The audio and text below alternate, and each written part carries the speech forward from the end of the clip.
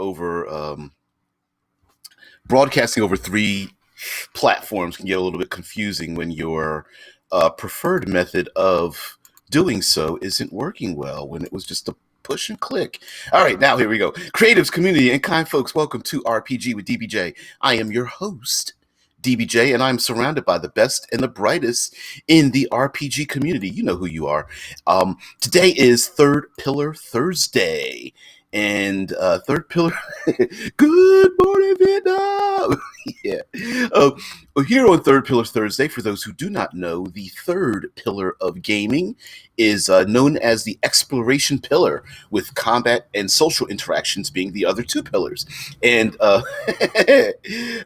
tired needs sleep. It's a little bit of a morning-ish.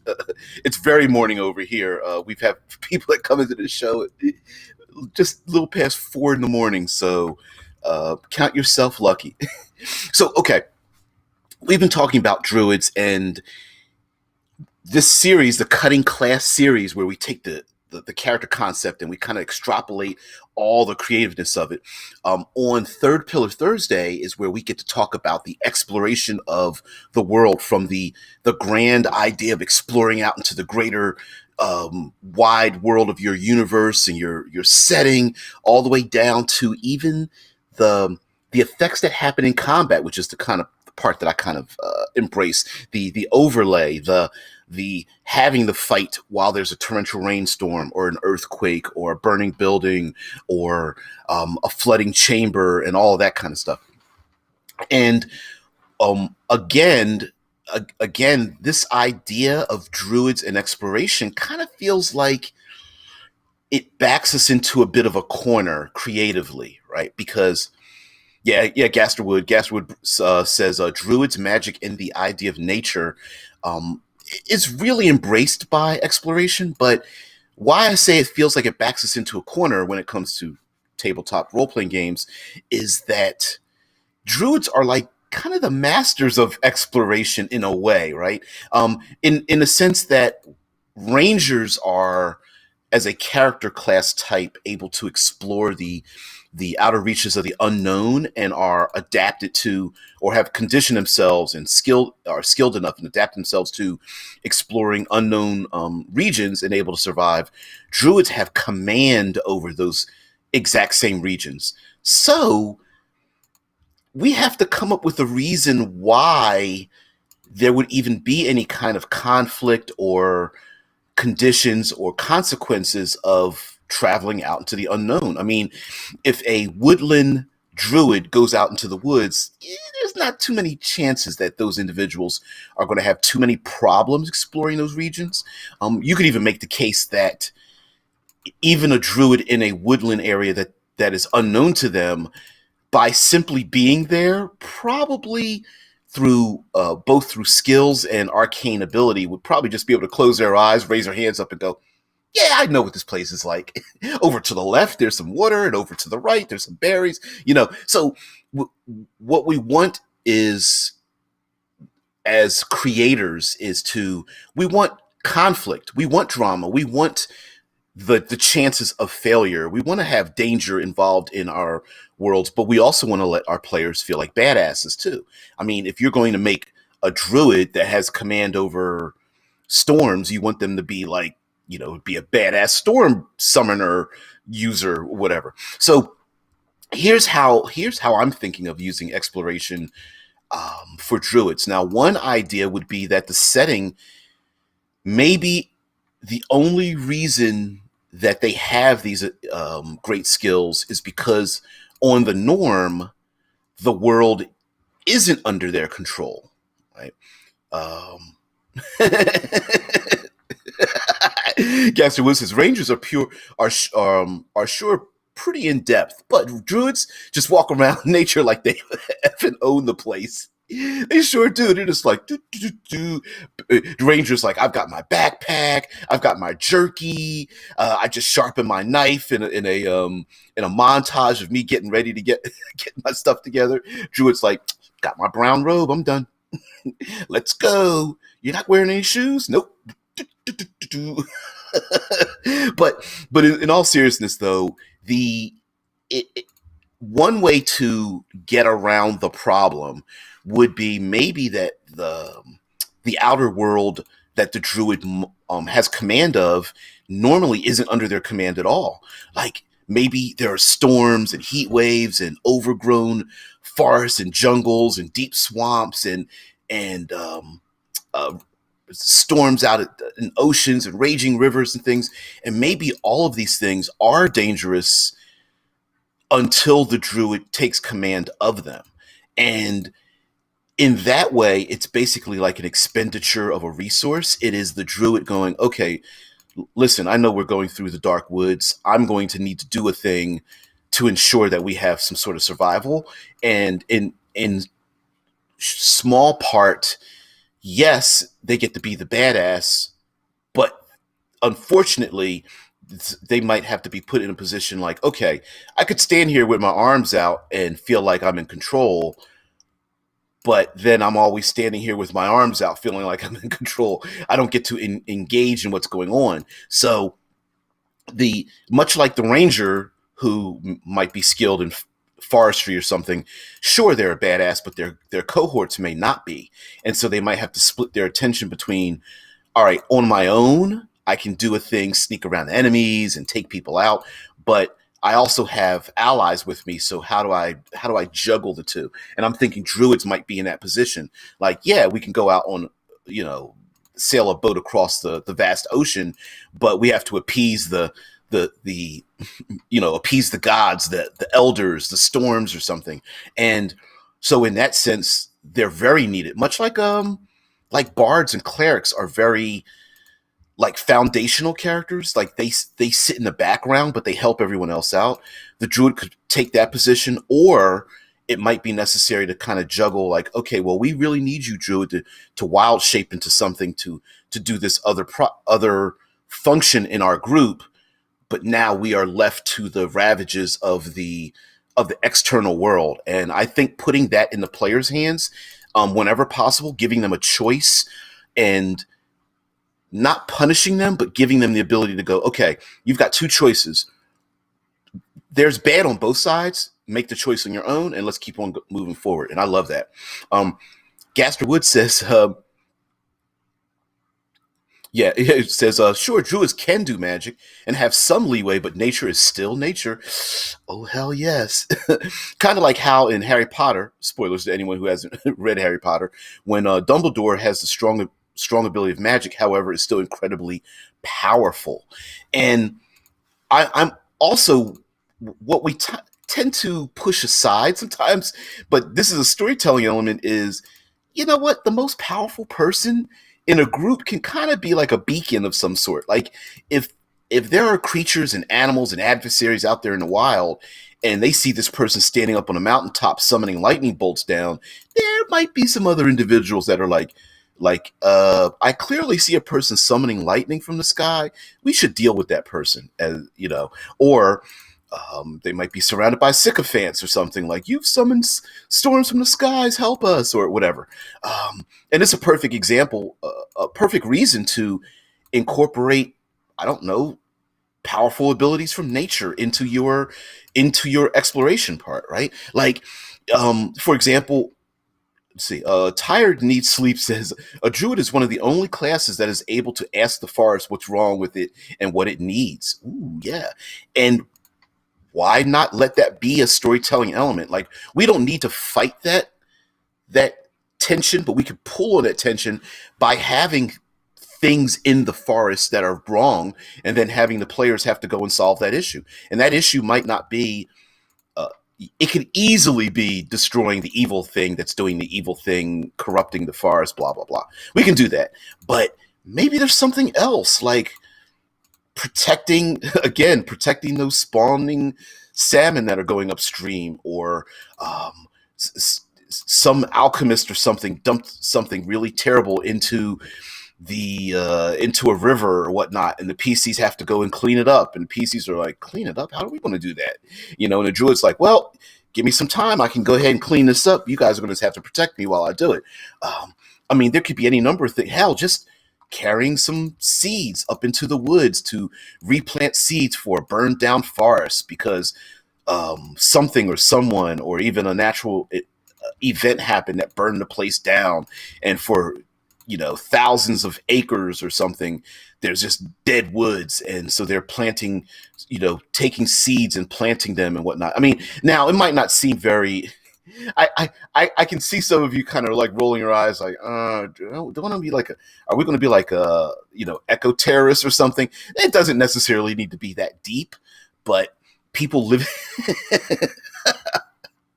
Caster's like a lot more effective than Captain Planet.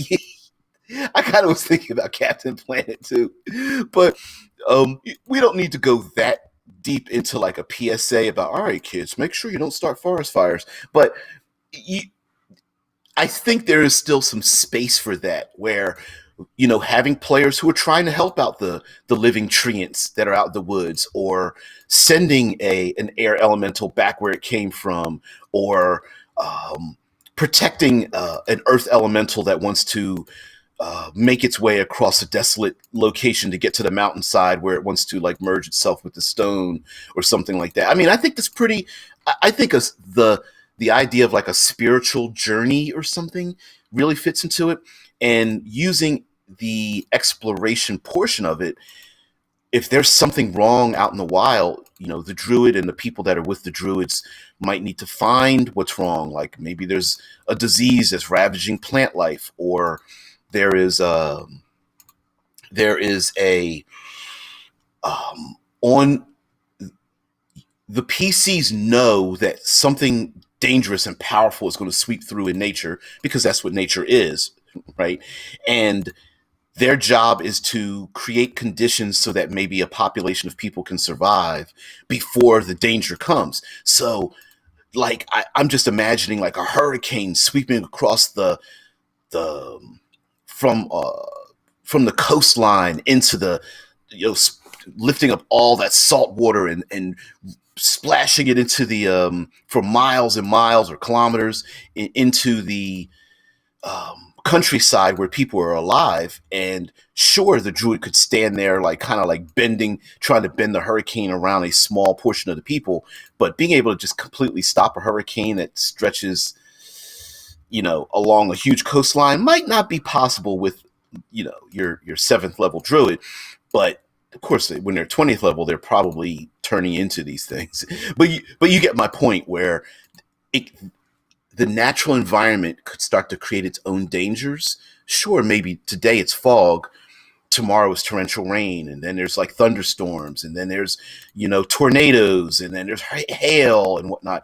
And pulling on the natural environment to have an impact on the player characters, I think it's kind of cool. And of course, letting the druids sit there and with their hands up and looking into the sky and whatnot. Now, another part could be that if the player isn't a one-off, like if we are embracing the idea that the druidic abilities are spread so many places, maybe affecting the weather in one place pushes the weather and makes it terrible someplace else.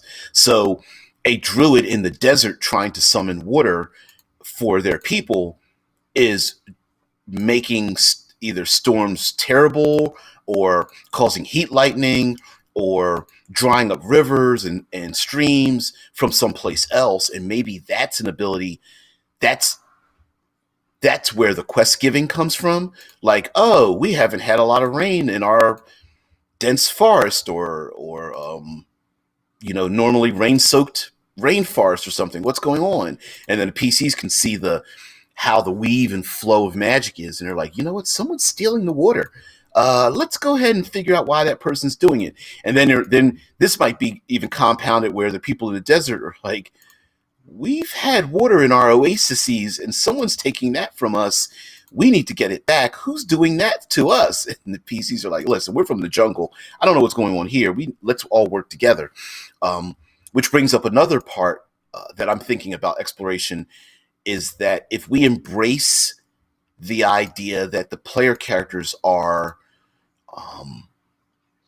specialists in their own regions, then of course, whenever they step out of their regions, they are now newbies. So a druid from the jungle is going to be a noob when they get into the desert, right? When the ranger, because rangers are kind of fit in here kind of subtly, right? Where if a player character is a ranger or a barbarian or a bard or something from a coastal region, the mountains, and subterranean realm, when they each flow into a different region, when they flow into their own home region, oh, they're just like, ooh, I feel at home. Man, I'm down in the subterranean, the underdark. I feel great. Whereas maybe when they're walking through, all of them are walking through the swamp, they're all looking at each other like, I don't know, I'm from the mountains. And they're like, no, I'm from the desert. And like, well, I'm from the jungle? What?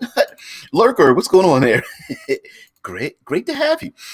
So when all of these individuals are their specialists, they get to A, feel like a badass at home, and B, feel like a noob whenever they're going to some other place. And I think that's as long as a dungeon master, a game master, we're willing to shift and change the environment so we get to move it in and around the player characters so they all get to feel cool, that's great. Or hell, throw them into some place where it's constantly changing, or it's such a desolate place that none of them are specialists, so they're all equally distraught about not being where they should be. So yeah, I'm into that. Two other ways we can use exploration for druids, knowing that druids are specialists in exploration. One is, well, maybe three. So one is a session zero. And session zeroing things is very important. Even if you've already had a number of sessions, you can go back and do a preload what's going to happen in the future by just saying, hey guys, listen, I know that your druid has ultimate command over the weather, but I really want this to be a really dynamic story.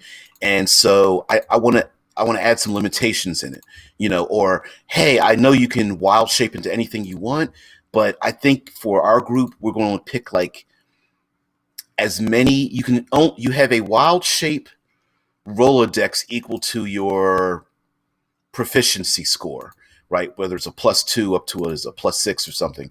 And so that's how many wild shapes you can have. And you have to, if you find a new wild shape, you can delete one, add one in. And oh, by the way, they can only be things from your realm, right? If you're in Arctic realm, you can only pick like a polar bear or a penguin, or you know what I mean, a snowcat or something like that, right? And then as a group on a session zero, everyone could say, you know what? Yeah, I want to do this, and maybe we want to get rid of some of the easy buttons. The easy buttons like all the automatic abilities that are very passive, like automatically never get lost, automatically find food, automatically find shelter. It sounds cool, but ultimately it's not very engaging because you're not making any die rolls.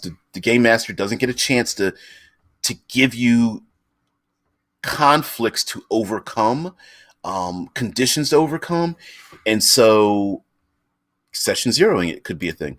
All right, Gastro Two Soul says maybe there are places that have been so effed up, whether it be elementals or something else, that they won't be able to fully understand the barren worlds. Yeah, I mean, this is the second or 1.5 that I'm thinking of, where maybe the world's just so screwed up that it's the druid that brings normalcy, and everything else is so screwed up that it doesn't even operate the way we would expect nature to be. Meaning, like, maybe there's a place where there's earthquakes all the time. It's nothing but falling rock and mountains jutting up into the sky at the same moment other mountains are splitting apart, and necrotic lightning bolts strike down from the sky at a moment's notice, and there's like a strange colored fog that not only blocks your vision but also is harmful to breathe, or there's acid rain and things like that. So maybe it's so horrible. Hey kitty, come on. Maybe it's so horrible that it's only a druid's power, i.e. class abilities and spells and all that kind of features and things, and other player characters' abilities, bring a bit of normalcy to a place that's so wild that it's already broken the rules. And then lastly, I would say that to make it more interesting would be maybe the world's not natural at all. um, a we love ourselves some post-apocalyptic settings. Having the player characters adventure, like straight up fantasy D&D characters adventuring through broken modern cities or even cities of the future where we have um yeah, I see you, Zero. I know you're Gaster, but whatever. For those who are like, could you imagine a fantasy realm where you think they're walking through the dark, deep dark jungle, and then we pan back from the scene and you see skyscrapers that are like empty and have fallen over. You see an airplane stuck inside of another that fell from the sky and stuck inside of another building or whatever. You see halflings and gnomes poking around abandoned gas stations, and orcs um, leaping from the back of pickup trucks to fight the player characters or something. And maybe the world has been destroyed by industry, and so none of the player characters are adapted to the industry unless you prefer it that way. And so they're all part of the natural world. Yep. Yep. Like Tired Needs Sleep says, orc druids. Yeah, we don't have to relate. Druids don't need to be human, although we might tropishly default to that. But there's no reason why an orc. Actually, it makes a lot of sense for orcs to be like rangers and druids, especially in our modern context of like, yeah, orcs don't need to be bestial.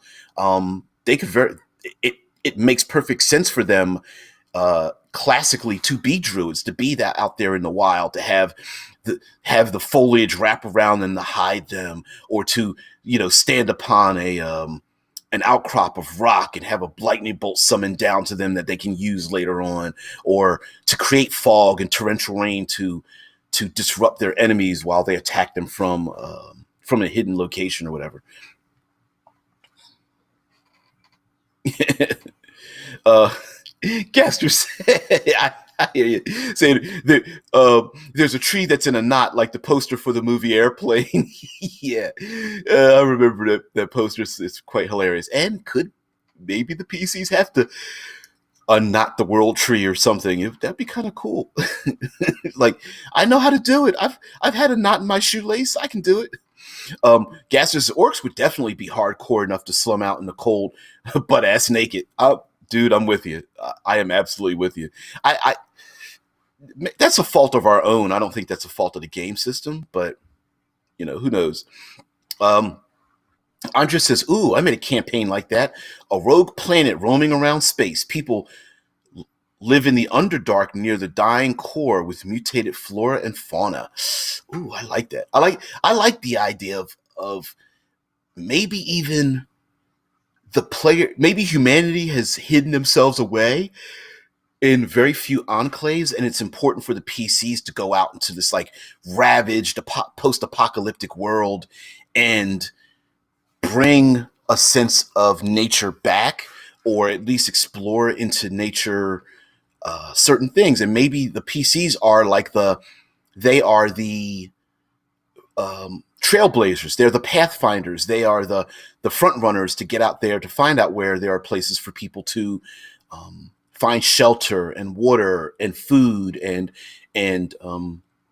edible plant life and whatnot. And so the PCs might be making these trails, marking down safe places, and then going back and getting humanity to follow them out so they can set up these encampments or havens or settlements or something of that nature. So, which might be another reason for exploration being a little bit more important. It's not just about you, maybe it's about you and everybody else. So sure, you might be a badass, and you're able to drink poisoned, the diseased water out of like the,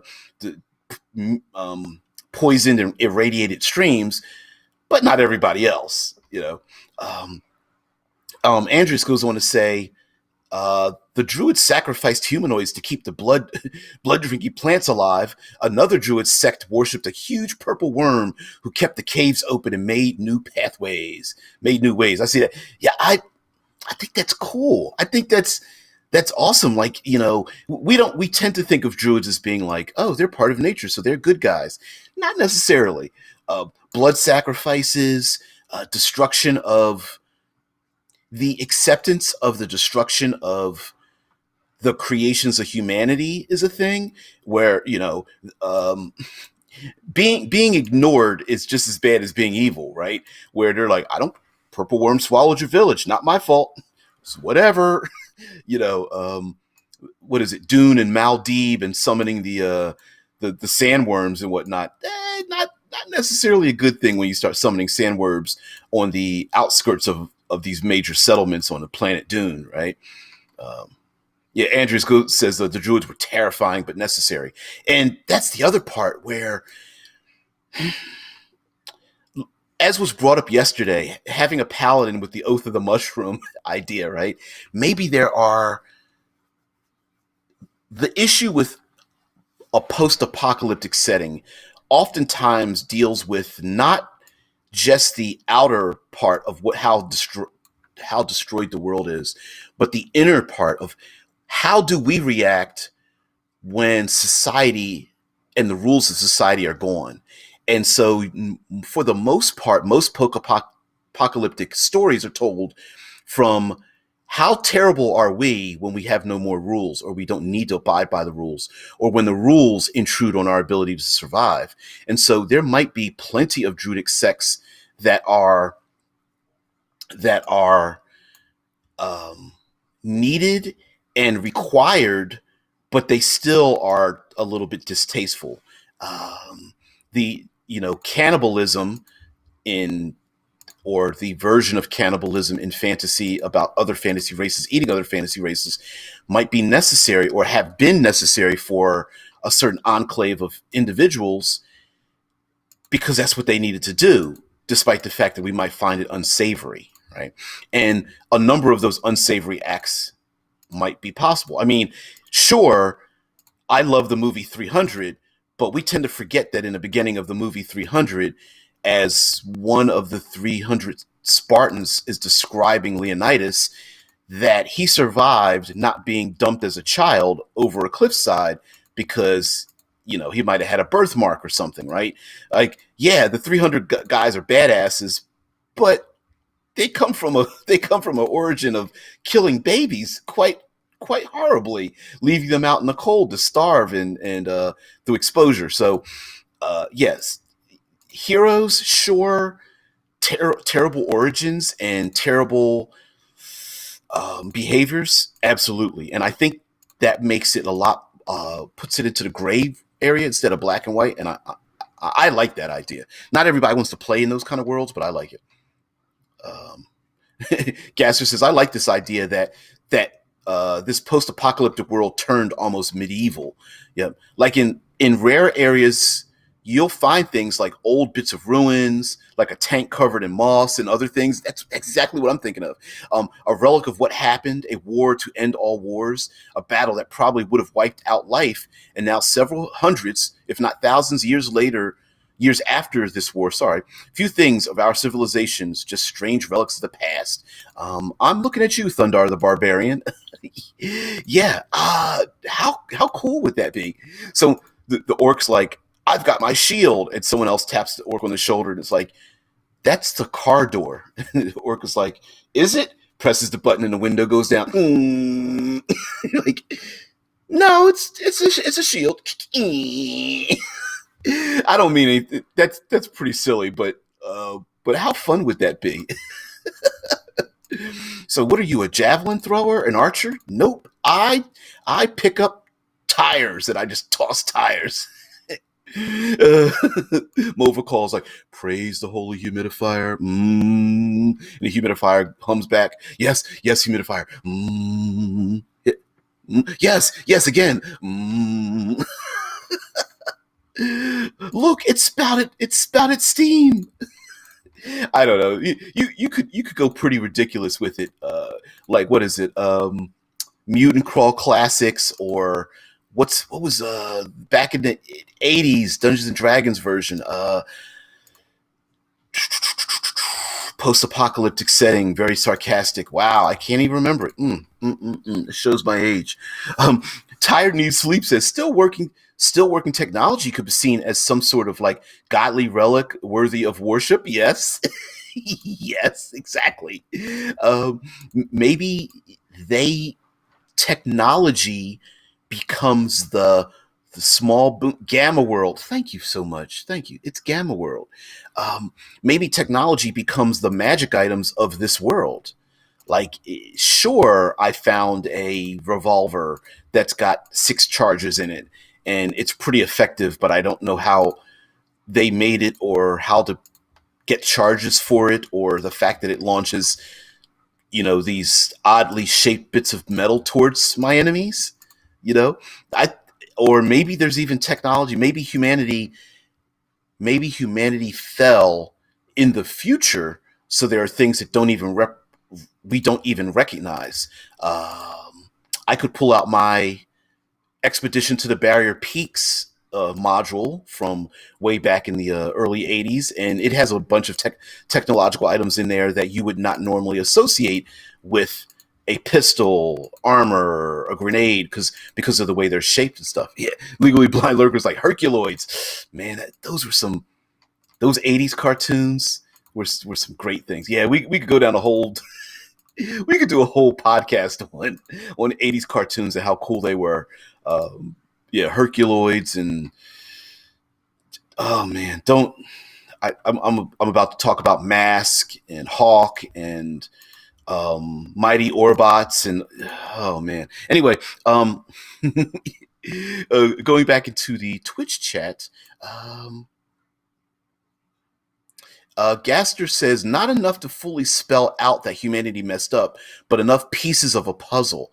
And also, you could even insert a lot of dangers involved in it. So it's not just exploration and finding a bunch of cool things to like put into a backpack, but maybe there is nanotechnology or radiation, diseases, parasites, unexploded ordinances, machine intelligences that are still running around, and the player characters discover that sure, it's fun to think of using these things for ourselves, but ultimately it's what destroy humanity. So maybe it's not a good thing to want to be a cyborg druid or something.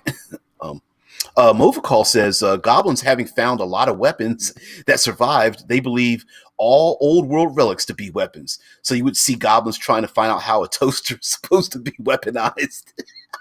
I love it. Goblins finding strange creative ways to make mundane weapons into how they believed it was used as a weapon. Like, I don't know, maybe that toaster plus an aerosol can actually does work. You never know. Or maybe they just make really good toast. They start popping toast into their friends' mouths and they're like, that's awesome. Just imagine it now, the Cathedral of the Holy Toaster. I found a Pop-Tart. Is it strawberry? Yep. Yay! Like, nah, I like cinnamon. Oh man! But not only can you have fun with this idea, you could also kind of like it could also be quite dangerous too, especially if you have reshape or reskin or re-flavor some of your classic monsters, like a chimera might be something far different in this world. Like a chimera might be a strange mutation of like a half cyborg kind of undead necrotic dog that's been mutated because a machine tried to stitch it together with a tiger, and it's mindless out of in its rage and destruction, and maybe it's also connected to some kind of flamethrower on its back, representing like the dragon's head, and it's blasting out fire or like rockets or something. And maybe it has wings that are one wing is like a bird-like wing, the other wing is, I don't know, a mechanical glider wing or something, and all it wants to do is get put out of its misery. Yeah.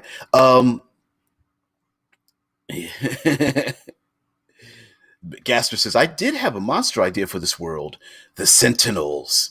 Yeah, maybe there are, at the same time, the natural world is trying to grow itself back, and the druids in the party are trying to do this. Hell, there might even be a battle for a small potted plant, i.e., Fist of the North Star, right? Like, imagine if that is as expensive and as valuable as gold in this world, you know? Um, Now, Movicall says they believe the toaster to be an electric shield where you're supposed to make the opponent stab into it while it's plugged into a car battery or the goblin on the goblin's back. Yep. And if you aim it just right, the dagger goes into the toaster and shocking grasp. Gotcha. Failed the other 50 times, but I finally did it. Yeah. I don't know. I think you could have some fun. And for me, I don't mind the absurdity. I understand that there are some players out there that are like, look, either we're going to make jokes or we're going to be serious, but I don't like to combine the two. But the absurdity doesn't bother me too much. Gaster Two Soul says the Sentinels are basically robots who cannibalize themselves, and in the process, their AI becomes corrupt, gaining a twisted idea of life and begin to roam the fields, trying to kill and rip and tear and mutilate people, looking for other bits of metal to extend their lives. Yeah, I'm with you. And remember, exploration isn't. I mean, yes, exploration is about well, exploring things. We're going to have ourselves a visitor here. Hey, kitty, come on. Come on. You can come on and sit down. It's if she gets into camera, her name is Sophie. But exploration also gives us the opportunity as game master to give our players a little bit of knowledge, to earn something for exploring the world. So uncovering a key to a location, a physical key, or discovering a riddle, or finding that stream of golden fluid that's not urine, that if you drink it, it heals you, or finding resources, rations, food, shelter, finding. We're talking about this sarcastic gamma world mutant crawl classic kind of thing, where sure, a player character finds a working laptop or computer or something, or cell phone or whatever that operates for an hour or whatnot, and it's a great way to give out bennies basically to your player characters. It's also a way to not break the game by handing out a ton of magic items, especially if they all have limited uses, maybe limited by where they're located, i.e. a cell phone that only works if you're standing in a particular location. It might only work through a period of time, i.e. something that needs to recharge through solar energy, and it only works for 5 minutes, but then you have to sit it out in the sunlight to let it recharge during the day. Maybe something has only a number of charges. A revolver that has 3 bullets in it only has 3 bullets in it. No matter how much you think firearms don't belong in Dungeons and Dragons, hey, I'm a kitty. I know you're looking around. I love you too. Come on. Yeah, I love you too. Movicall says, let's get back to cannibalism doesn't extend to living things. I don't know. There is a term for eating things that are sentient, but they're not of your species, and I don't know the name of it. But yes, I'm not going to Google that right now. Movicall says a warlock, really a sorcerer with natural power, walking around with his patron and a functioning Alexa. The warlock believing he has to keep feeding it lightning to satisfy it, for it will not speak without an offering of energy. It answers all in cryptic ways. He does not fully understand his patron. Yeah. The warlock is like, my enemy. Okay, maybe I shouldn't say this out loud, but I will anyway. So my enemy is Cordana and Siri, for I worship the Alexa and the Google. Oh man, yeah.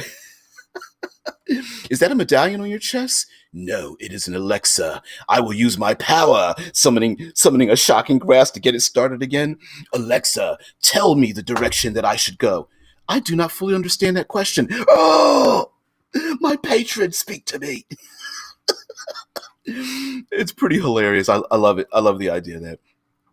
Oh man, I guess I'm with you. Yeah, Gaster says, "Oh my God, he just has like a smartphone and his screen is messed up, but it still works like voice commands.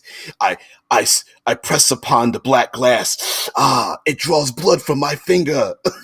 The broken glass. It asks of me my body and my spirit. Slide. Again, I have got another cut on my finger." Oh man, yep. The Oracle actually just uses a form of Google Glass. It just uses Google to give its idea, as if it's brilliant. The phone's like, "I am not a god." "Yes, you are. You know everything." "No, I only know what is inside of my database." "Yes, it is the base that is data that I will go to." "Tell me where to find this database." "It is in the clouds." "It's in the clouds." "I will go to this cloud. I would adventure thusly. I am 12th level now. I will go out to the clouds." "No, kitty, because you're disrupting everything." "Yeah, whatever. You're moving my camera and everything." Tired Knees Sleep says, finds laptop, opens folder titled monthly accounts.